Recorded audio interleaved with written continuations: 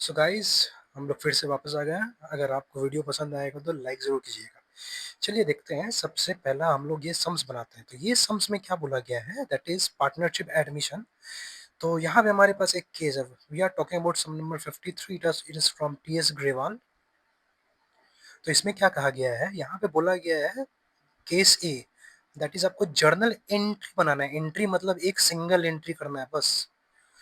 तो उसमें क्या एंट्री करना है, distribute the investment fluctuation reserve. जैसे मैंने पिछले क्लास में पिछले वीडियोस में बताया था कि रिजर्व डिस्ट्रीब्यूट हो जाता है ओल्ड पार्टनर ओल्ड रेशियो में। तो हमारे पास रिजर्व कितना है, वो भी क्या चीज़ का है, investment fluctuation reserve 24,000 at the time of admission of Manveer. Okay, when investment market value 1,10,000 and exist at, मतलब बैलेंस शीट में बता रहा है कि ये 1,20,000 रुपया है। ठीक है, बट एक्चुअल में इसका मार्केट में क्या वैल्यू है, 1,10,000।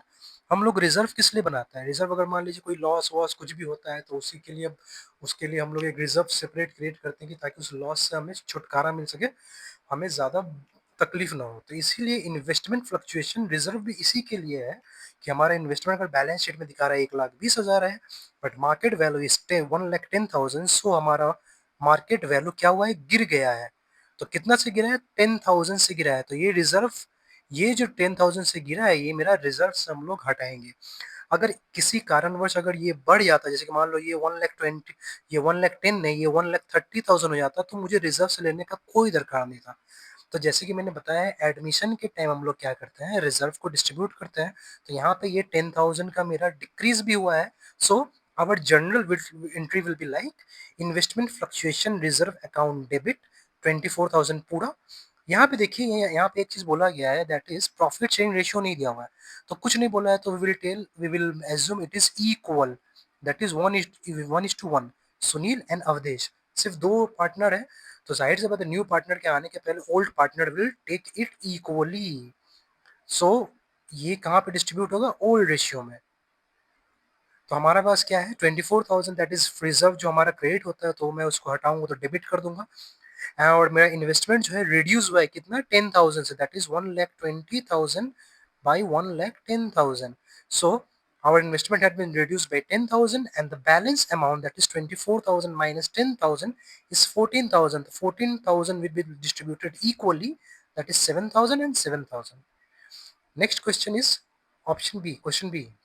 क्या बोला गया है, आपको जर्नल एंट्री बोला है to distribute the general reserve which is 4,800 at the time of admission of Amolak, when 20% general reserve is to be transferred to investment fluctuation reserve. बोला गया है कि भैया 4,800 में से 20% आप इन्वेस्टमेंट फ्लक्चुएशन रिजर्व में डाल दीजिए। तो इसमें दो पार्टनर है, Shakeel and Rahman. Again ratio नहीं दिया हुआ है, तो we will assume equal ratio. So हम लोग क्या करेंगे, रिजर्व को पूरी तरीके से हटाएंगे, that is general reserve account debit, and 20% will be transferred to investment fluctuation reserve, that is 4,800 into 20%। तो मेरा आया 960, एंड बाकी का जो बैलेंस बचा, that is the amount, that is 11920, that is 3,840। It will be transferred equally, okay, equally to the old partner in old ratio. Next case, अगला case क्या कहता है, point C, Bush Trump Bill were sharing profit loss in the ratio 6:3:1। 6:3:1 का मतलब होता है 6/10, 3/10, 1/10। तो 10 का मतलब 6 + 3 + 1, मतलब 10 पार्ट का 6 पार्ट बुश लिया हुआ है, ट्रम्प लिया हुआ है तीन पार्ट, और बिल लिया हुआ है 1 part. They decided to take Barack as into partnership, मतलब बैरक को बोला है कि पार्टनरशिप में वो लेगा। और बोला ये है the new profit sharing ratio among them will be 3:3:3:1, मतलब 3/10, 3/10, 3/10 एंड 1/10।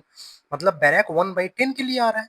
तो इसका मतलब क्या हो रहा है, 3/10 का मतलब 3 + 3 + 3 + 1, दैट इज 10। तो टोटल 3/10।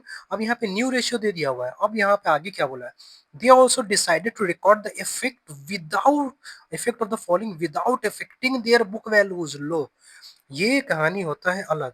मतलब नया पार्टनर जो है वो आएगा और बोलेगा कि don't change the book value, take it as it is.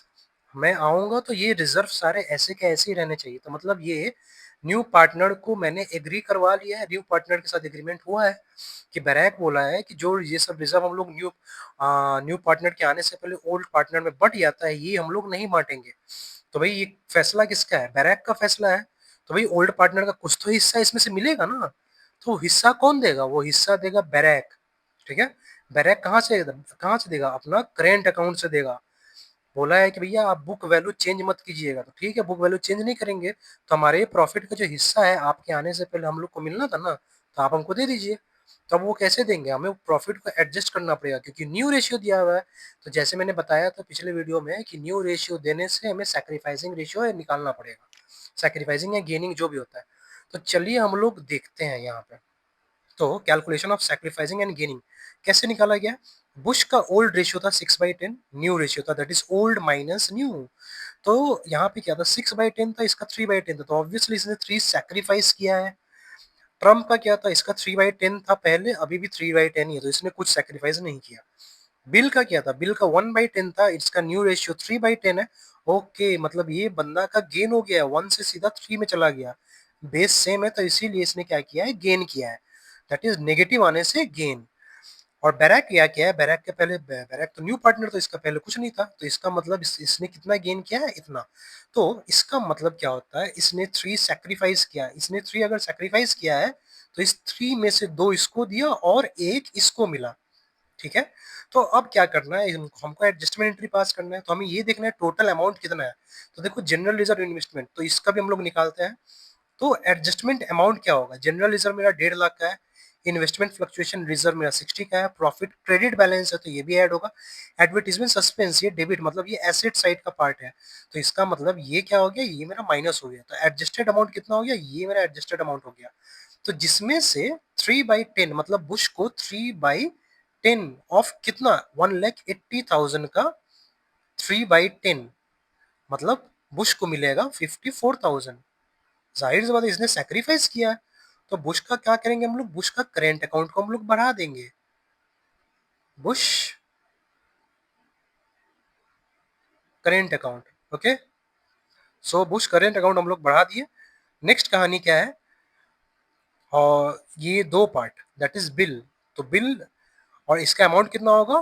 That is 54,000, right. और इसको कौन देगा? बिल देगा। दो पार्ट, दैट इज बिल का करेंट अकाउंट हम लोग डेबिट करेंगे। Bills current account, bills current account that is कितना हो रहा है हमारा? 1,80,000 into 2/10, this is 36,000. Next is what? Barrack current account.